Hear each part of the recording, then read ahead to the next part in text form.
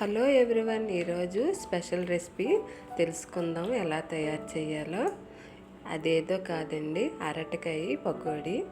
ఇప్పుడు ఎలా తయారు చేయాలో తెలుసుకుందాం. ముందుగా అరటికాయలను 2 తీసుకొని కడిగేసుకొని వీటి మీద గ్రీన్ తొక్క ఉంటుంది కదండి, ఆ తొక్క అంతా తీసుకుంటామండి. తీసుకొని వెంటనే దీన్ని తురుముకోవాలండి. ఎందుకంటే అరటికాయ తొక్క తీసిన వెంటనే బ్లాక్ అయిపోతుంది. ఇప్పుడు తురుముకుంటున్నాను చూడండి, తురుము ఎంత బాగా వచ్చేస్తుంది. ఇలా తీసుకున్నాను కదండి. ఈ తురుములోని పుదీనా కొద్దిగా ఎక్కువ వేసుకుంటే మంచి ఫ్లేవర్గా ఉంటుందండి.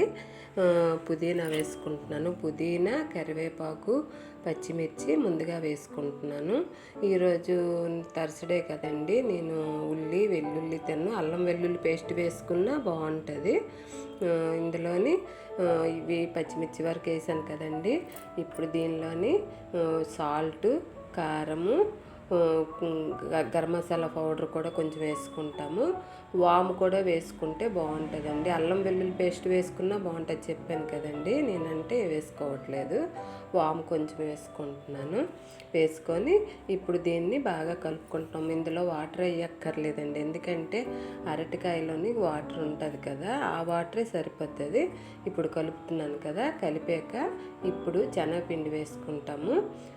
శనగపిండి 3 స్పూన్లు వేసుకుంటున్నాను.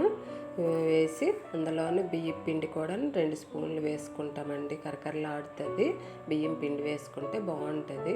వేసి చక్కగా కలుపుకుంటామండి. అందులోని వాటర్ దీనికి సరిపోతుంది.